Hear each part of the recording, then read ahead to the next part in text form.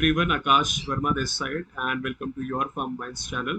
So today we are going to interview वंदना गिरी, जिन्होंने जी PAT qualify किया, NIPER qualify किया, और वो जी पैट टॉपर, नाइपर टॉपर है, रैंकर है, क्वालिफायर है, और वो आपको गाइड करने वाले हैं आज कि उनकी प्रिपरेशन जर्नी कैसी रही, ताकि आप सीख पाए। जितने भी एस्पायरेंट्स हैं, जितने भी यूट्यूब फैमिली है हमारी, they can learn about things. हाँ, उन्हें कैसे प्रिपेयर करना है, क्या गलतियां नहीं करनी है, और किस तरह से एक डायरेक्शन फॉलो करनी, ताकि वो भी वंदना मैम की तरह जी पैट क्वालिफाई कर सके और नाइपर क्वालिफाई कर सके। So I really hope this interview helps you in your journey and आप इससे सीखेंगे। So thank you so much Vanda, for connecting to us, and just introduce yourself to the audience. My name is Vandana Giri and I am from Faridabad. मतलब मैंने B pharmacy अपनी BSN institute of pharmacy से की है, अलमपुर धौच, और मेरी GPAT rank 869 है और NIPER 148। Okay, that's great. Okay, so before going on to topic like discussing about the studies, जितनी भी पढ़ाई वाली बातें, उससे पहले थोड़ा बताओ what are your hobbies? थोड़ा आपको समझते हैं। बेसिकली मेरी हॉबीज स्पेसिफिक कोई है नहीं, बट हाँ मुझे सिंगिंग पसंद है, और फ्री टाइम पे मैं रील्स देख लेती हूँ यूट्यूब वगैरह पे। वो सबको ही पसंद है। और कुकिंग पसंद है मुझे। पेंटिंग भी पसंद है मुझे। ओके, चलो ग्रेट यार। Okay, singing and just time pass करने के लिए रील्स देख लिया, painting and all those things. तो मतलब ये कुछ सीरियस टैलेंट है, या फिर जैसा होता है कि मतलब हाँ नॉर्मल कर लिया थोड़ा बहुत, या फिर आप मतलब अच्छे लेवल तक गए? नॉर्मल है ऐसा। नहीं, अच्छे लेवल तक तो नहीं, मतलब हाँ ठीक है, मतलब एंजॉय के लिए कर लिया वैसा कुछ। ओके ओके, चलो बहुत बढ़िया। ओके, तो चलो जी पैट की बात कर लेते हैं। आपको जी पैट के बारे में कब पता लगा अपने एकेडमिक ईयर्स के दौरान? बेसिकली मुझे जीपेट के बारे में जब मैं 4th ईयर में थी, वैसे मुझे पता था, जब मैं 3rd ईयर में भी थी तो मुझे पता था कि जीपेट है क्या, बट इतना सीरियस कुछ था नहीं। तो जब मैं 4th ईयर में आई तो मुझे पता लगा कि ऐसा कुछ होता है, एंट्रेंस होता है जिससे तुम मतलब अच्छा है, कोई एग्जाम है जिससे तुम अच्छा कॉलेज ले सकते हो, स्टाइपेंड वगैरह भी मतलब ठीक है। तो बेसिकली मैंने 4th ईयर में पता लगा था मुझे जीपेट के बारे में, और मैंने 4th ईयर में प्रिपरेशन स्टार्ट की थी जीपेट की। ओके, चलो सबसे मेन क्वेश्चन, इसका थोड़ा आंसर डिटेल में चाहिए। प्रिपरेशन मतलब कैसे किया आपने, कैसे स्टार्ट की, और क्या जर्नी थी आपकी इस दौरान? प्रिपरेशन कैसे की जीपेट की, मतलब हाँ। प्रिपरेशन कैसे की, स्टार्टिंग में जब की थी तो मुझे नहीं पता था कि अच्छा। मतलब कैसे करना है, क्योंकि ऑब्वियस सी बात है, इतना वास्ट सिलेबस है तो नहीं समझ आता कि स्टार्ट कहाँ से करें, और मतलब बेसिकली होता है कोई गाइडर भी नहीं था कि कोई गाइड करे। तो बेसिकली मैंने फिर क्या किया कि पहले मैंने मेजर एक साथ लिया, पहले सिलेबस देखा, सबसे पहले नामदार देखा, पीवाईक्यूज देखे, जिससे मुझे आइडिया लग सके कि बेसिकली क्वेश्चंस आते कहाँ से और कौन कौन से मेन टॉपिक हैं। तो पीवाईक्यूज देखिए, उसके बाद मैंने सब्जेक्ट वाइज डिस्ट्रीब्यूशन किया कि मुझे मेजर को इतना टाइम देना है और माइनर को इतना देना है।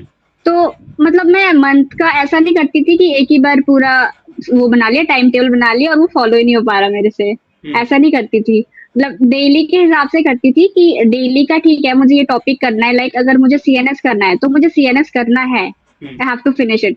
तो ऐसा होता था कि मैं डेली वाइज टॉपिक वाइज करती थी, और फिर लाइक एक मेजर रख लिया तो एक माइनर भी रखती थी। और सबसे इम्पोर्टेंट चीज ये थी कि मतलब एमसीक्यू जो पार्ट था ना वो मैं डेली रखती थी, वो बहुत इम्पोर्टेंट है क्योंकि हमारे डाउट्स क्लियर नहीं होते बिना एमसीक्यू वगैरह के। सही बात है। तो मैं डेली वाइज रखती थी, मैं मंथली वाइज नहीं रखती थी, क्योंकि बेसिकली मंथली वाइज हो भी नहीं पाता, क्योंकि मतलब पता नहीं होता ना हमें कौन सा डे हम ज्यादा बिजी होने वाले और कौन सा कम। सही बात।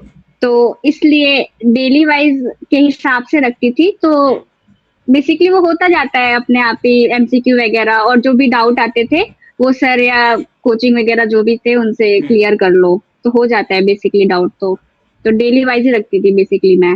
अच्छा अच्छा, ओके। तो मतलब आपके प्रिपरेशन में एमसीक्यूज का बहुत बड़ा रोल है। हाँ एमसीक्यूज, जी, बहुत पीवाईक्यूज। बड़ा। चलो हाँ दैट्स ग्रेट। आपने इस जर्नी के दौरान, जैसे एक लंबी जर्नी होती है, हम पढ़ते हैं, हम कुछ गलतियां हाँ करते हैं, हाँ। कुछ सीखते हैं, तो आपके हिसाब से ऐसी क्या गलती है जो लोग स्टार्टिंग में करते हैं और उनको नहीं करनी चाहिए, और मतलब इट्स जस्ट दैट कि वो गलतियां क्या हैं जो एक स्टूडेंट को नहीं करनी चाहिए इस प्रिपरेशन के दौरान। प्रिपरेशन के दौरान क्या होता है कि जैसे हम जीपेट का पढ़ते हैं ना, तो सिलेबस बहुत बड़ा है, जैसे हम ओके। सबको पता है। तो हम मतलब रेगुलर टाइम नहीं दे पाते। होता क्या है कि हमें फ्लो आता है, लाइक हाँ हम पढ़ेंगे, जीपेट करेंगे। यस। बट होता है क्या, एक दिन किया, 2 दिन किया, वो हम पूरा नहीं कर पाते, 1 महीने तक नहीं फॉलो कर पाते उस चीज को। हम्म। तो बेसिकली बच्चे ये गलती कर देते हैं कि 2 दिन किया, 1 दिन नहीं किया, तो वो गैप नहीं देना बेसिकली, क्योंकि हम गैप दे देते हैं ना तो प्रॉब्लम आ जाता है। फिर हमें मतलब वापस आने में टाइम लगता ही है। तो वो ओके। गैप नहीं देना। और सेकंड थिंग ये है कि मतलब केमिस्ट्री को टाइम देना है, ऑर्गेनिक केमिस्ट्री को। सही बात है। क्योंकि केमिस्ट्री मतलब थोड़ा है, उसका डेली टाइम देना पड़ता है, वो जब भी थोड़ा प्रैक्टिस में रहेगा। हम्म। बाकी हाँ, एमसीक्यू जो बच्चे मतलब मुझे लगता है कि स्किप करते होंगे या फिर सोचते होंगे कि अरे यार ये टॉपिक कंप्लीट नहीं हुआ, एमसीक्यू कहाँ से करूँ। तो टॉपिक के चक्कर में ना कहीं वो एमसीक्यू स्किप कर जाते हैं। तो ओके। होता क्या है कि वो टॉपिक तो कंप्लीट हो जाता है, बट वो एमसीक्यू नहीं हो पाता। तो वो डाउट का डाउट ही रह जाता है। तो जब तक हम एमसीक्यू नहीं करेंगे, वो प्रॉब्लम रहेगी ही रहेगी। तो आई थिंक ये मिस्टेक नहीं करनी चाहिए, एमसीक्यू कंसिस्टेंसी। और बेसिकली हाँ, मतलब डेली देना है हमें, ऐसा कि मतलब ऐसा नहीं है कि यार आज मन नहीं है तो नहीं पढ़ा एंड ऑल, ऐसा कुछ नहीं करना। अगर मन नहीं है, 4 घंटे नहीं देना तो 2 घंटे तो दो कम से कम, एटलीस्ट। जिससे तुम्हारा फ्लो बना रहे। ओके। ओके। चलो बढ़िया है। अब एक इम्पोर्टेंट क्वेश्चन, ये मेरे लिए बहुत इम्पोर्टेंट है क्योंकि मैं हमेशा ये जानना चाहता हूँ कि पारोमाइंड्स की आपकी जर्नी में क्या रोल रहा। फार्मा माइंड में फार्मा माइंड मतलब मेरे लिए तो बहुत खास है। ओके। मतलब ठीक है, मुझे फार्म माइंड मतलब बेसिकली मेरे को तो बहुत हेल्प किया है। हम्म। क्योंकि एक तो उसके नोट, जो फार्म माइंड्स के नोट्स हैं वो मतलब अच्छे हैं। हम्म। मतलब कोई भी अगर फार्म माइंड्स के नोट्स ही पढ़ लेना तो उसको रेफरेंस में जाने की जरूरत नहीं है। ओके। और ये ये मैं दिल से बोल रही हूँ। और बेसिकली फार्मा माइंड्स में जो एमसीक्यूज होते हैं ना, हम्म। वो बहुत अच्छे होते हैं। हम्म। और फिर ये भी अच्छा होता है कि लाइक अगर हमें डाउट है कुछ, हम्म। अगर हमें एमसीक्यू मार्क्स नहीं आ रहे, तो हम वो देख सकते हैं, मतलब सॉल्व अच्छे से करते हैं फार्मा माइंड में जो भी है। लाइक एमसीक्यू है तो उसका सॉल्यूशन बहुत अच्छे तरीके से होता है। ओके। और सेकंड थिंग कि जो भी टीचर्स हैं यहाँ पे, हम्म। बहुत हेल्पफुल हैं। मतलब तुमको फील नहीं होगा कि तुम किसी बड़े टीचर से बात कर रहे हो या फिर ऑकवर्ड फील होता है, ऐसा कुछ नहीं होता। बहुत फ्रेंडली हैं सब और हेल्पफुल हैं सब। मतलब जब भी आपको नीड हो, रात को 12 बजे, 1 बजे। हम्म। और स्पेशली आकाश सर तो बहुत अच्छे हैं मतलब। और फार्माकोलॉजी तो आप सपोर्ट बस किया। फार्मा माइंड से पढ़ लो, बहुत अच्छा है। Thank you so much. चलो बढ़िया है। और ये भी बहुत बच्चों का डाउट होता है कि मेजर माइनर, तो आपने हमें एमसीक्यूज की तो बहुत बात करी, पीवाईक्यूज की भी करी, इस पे आपका क्या कहना है कि मेजर और माइनर पे इम्पोर्टेंस मतलब इम्पोर्टेंट इक्वल रहना चाहिए इम्पोर्टेंस, या फिर आप वेरी कर सकते हो, मेजर को ज्यादा देना है माइनर को कम देना है, क्योंकि एनटीए का क्या है कि हर साल क्वेश्चन चेंज हो रहे हैं। पहले क्या था, मेजर पे ज्यादा फोकस हम्म। करते थे, आप क्या है कि क्वेश्चन कहीं से भी उठा के दे देते हैं। तो आपने अपनी जर्नी जब स्टार्ट करी उस समय तो कुछ मेजर का ही होगा, हाँ यार इसको ज्यादा पढ़ना है, लेकिन धीरे धीरे आपने जब देखा क्वेश्चन प्रैक्टिस करे तो आपको क्या लगा कि हाँ माइनर को भी अच्छे से करना है, या फिर उसमें आपने कम इम्पोर्टेंस दिया था। मैंने बेसिकली मेजर को स्टार्टिंग में, आपने सही बोला कि ऐसा लगता है हमें यार ये मेजर है तो मेजर कर लेते हैं, माइनर तो होता रहेगा बाद सही में। बात है। बट बेसिकली ये चीज होती नहीं है। हम्म। क्योंकि हमें अगर मेजर लेके चल रहे हैं ना, तो हमें माइनर भी साथ में लेके चलना पड़ेगा। क्योंकि हम्म। मेजर से ना मतलब आप बस क्वालिफाई हो सकते हो। अगर आपको अच्छी रैंक चाहिए, ओके। तो वो एक माइनर से ही आता है। मतलब आप ऐसा नहीं कर सकते कि आप मेजर पढ़ रहे हो, फार्माकोलॉजी पढ़ रहे हो, ये पढ़ रहे हो, ऑर्गेनिक पढ़ रहे हो, और आपने माइनर बिल्कुल छोड़ ही रखा है। हम्म। तो प्ले मतलब रोल प्ले दोनों करता है। और सेकंड फायदा ये है कि अगर आप जीपेट में इतना अच्छा कर लेते हो तो नाइपर में, क्योंकि नाइपर में क्या होता है कि माइनर सब्जेक्ट मतलब ज्यादा आते हैं as hmm. Compare to major. Okay. मतलब वैसे तो एनटी वाले कुछ भी दे सकते हैं, सही बात बट है। फिर भी तो माइनर और मेजर दोनों को ही देना चाहिए। हाँ, ये कर सकते हैं कि मेजर को ज्यादा टाइम दिया हाँ। और माइनर को थोड़ा कम दिया, बट देना दोनों को ही है। ऐसा नहीं कर सकते कि माइनर को दिया ही नहीं है। तो ऐसा नहीं है, उसकी भी वैल्यू है। तो हम्म। बेसिकली दोनों को ही देना पड़ेगा, स्टार्टिंग से ओके। देना पड़ेगा वो तो। ओके। ऐसा भी नहीं है कि कब टाइम पे दिया है वो। अच्छा अच्छा। चलो great. Let's shift our focus from GPAT to NIPER. NIPER के टाइम आप लोगों को बहुत कम टाइम मिला था, और इस बार तो पेपर भी 2 बार हुआ है। तो पहला क्वेश्चन ये कि नाइपर की आपकी स्ट्रेटेजी क्या थी नाइपर के टाइम पर? सिर्फ एमसीक्यू सॉल्व किए या फिर सिर्फ रिविजन लगाई या फिर एक्स्ट्रा भी चीजें आपने पढ़ी थी उस समय? नहीं, नाइपर में मतलब मैंने कुछ नहीं इतना खास मतलब नहीं किया, मतलब जो भी जीपेट का पढ़ा था मैंने वो रिवाइज किया और एमसीक्यू लगाए बस अच्छा बेसिकली। अच्छा। मतलब एमसीक्यू एमसीक्यू नाइपर में एमसीक्यू कर लोगे तो बेसिकली वो डाउट सॉल्विंग ही है वो। मतलब हम्म फिर डाउट रहता है नहीं, क्योंकि जिसने जीपेट में अच्छा किया है वो तो नाइपर में कर ही लेगा, मतलब थोड़ा एफर्ट डालना पड़ता है, बाकी तो वो कर ही लेता है वो नाइपर में। हम्म। और ये एक इम्पोर्टेंट क्वेश्चन है कि ये एक लंबी जर्नी है और इस दौरान बहुत अप्स एंड डाउन्स है, आने हैं, रोलर कोस्टर आएगा। हम्म। तो आपने कैसे स्ट्रेस मैनेजमेंट करी?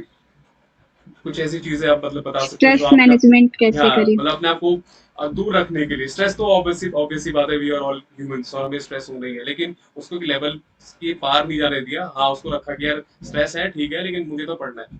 तो वो कैसे अपने उसको कम करा स्ट्रेस को या उसको पार तक रखा और आप कूल डाउन रहे अपनी पढ़ाई के दौरान?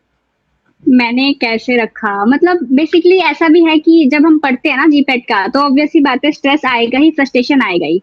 हम्म तो और होता क्या है कि जैसे फ्रस्ट्रेशन आ गया पढ़ते पढ़ते, तो हम्म कुछ ऐसी चीजें करो जिससे तुम्हारा स्ट्रेस रिलीज हो।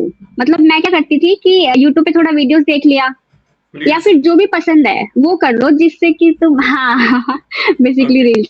तो हाँ। ऐसी कुछ चीजें करो जिससे थोड़ी देर फ्री रह सको तुम, क्योंकि ऑब्वियस ही बात है हम नहीं पढ़ सकते 24 घंटे ना, क्योंकि फिर फ्रस्ट्रेशन आ जाता है, सैचुरेशन लेवल आ जाता है, फिर वो दिमाग में जाता भी नहीं है। कुछ नहीं तो जाता मेरे। और ये बहुत इंपॉर्टेंट चीज है कि खुद हम्म को थोड़ा, और ऐसा भी नहीं कंटिन्यू ही पढ़ो, 2 घंटे पढ़ लिया तो थोड़ा 10-15 मिनट थोड़ा रील्स देख लिया, या फिर रील्स देख मतलब लिया। अपनी कैपेसिटी के अकॉर्डिंग।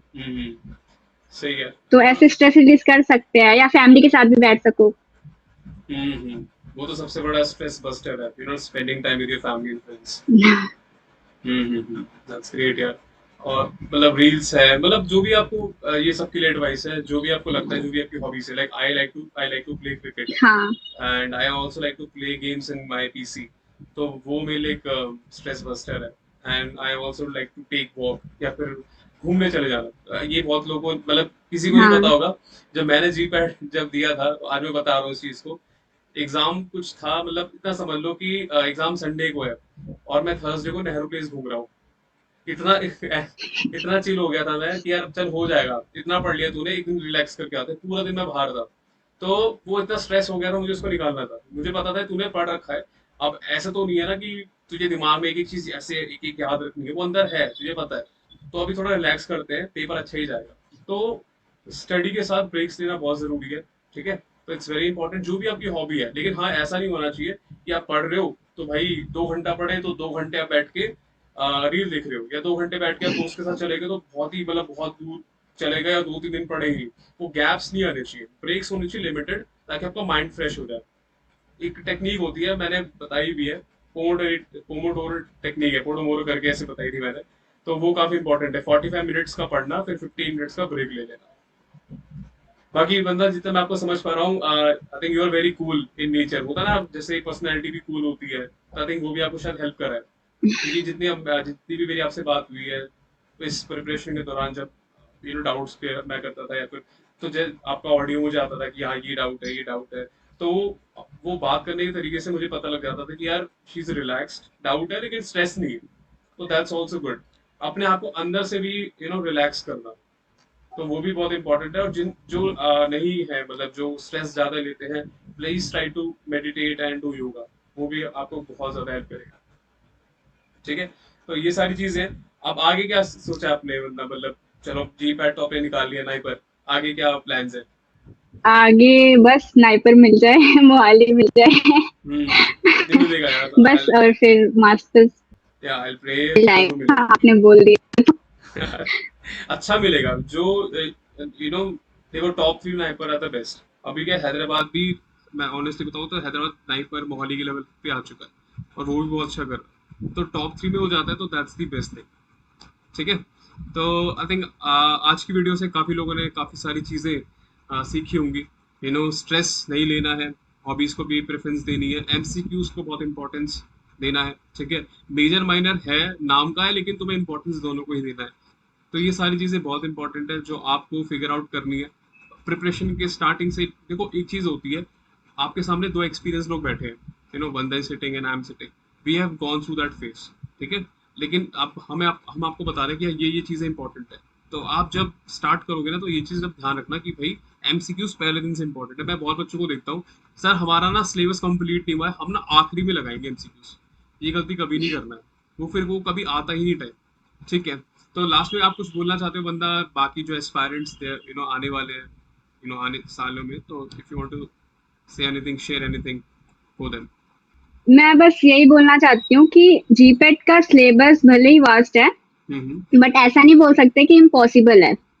चीजें हम कर सकते हैं, अगर अगर वो हम ठान ले तो कर ही सकते हैं। बस यही है कि जितने भी हैं, अगर वो जीपेट देंगे या फिर जो भी बच्चे होंगे जीपेट नाइपर वाले, तो एक चीज ध्यान रखनी है बस कि कंसिस्टेंसी हो, और एमसीक्यू वगैरह और अच्छे से, मतलब टालनी नहीं है वो चीजें, और बेसिकली कूल होके करना है सब कुछ। स्ट्रेस में तो बिल्कुल नहीं करना, क्योंकि स्ट्रेस में चीजें नहीं होती हैं, सही वो नहीं हो पाता। जितना जाना होता है वो भी निकल जाता है स्ट्रेस में। तो बेसिकली चिल रहो और ये सोचो कि मेरे को ही टॉपर है, मैं ही टॉपर हूँ बस, और कोई कुछ नहीं है। आई एम द तो बेस्ट। आराम से चिल होके पढ़ो, और तो बढ़िया। Yes, I am the best. Actually ये भी बस बहुत ऑल द बेस्ट जितने भी हैं। हाँ। तो एक चीज, सॉरी मैं बीच में बोल गया बंदा, ये बहुत इंपॉर्टेंट चीज बोली, अपने आप में फील करना कि यू आर द बेस्ट। ये फील करा करो, ठीक है।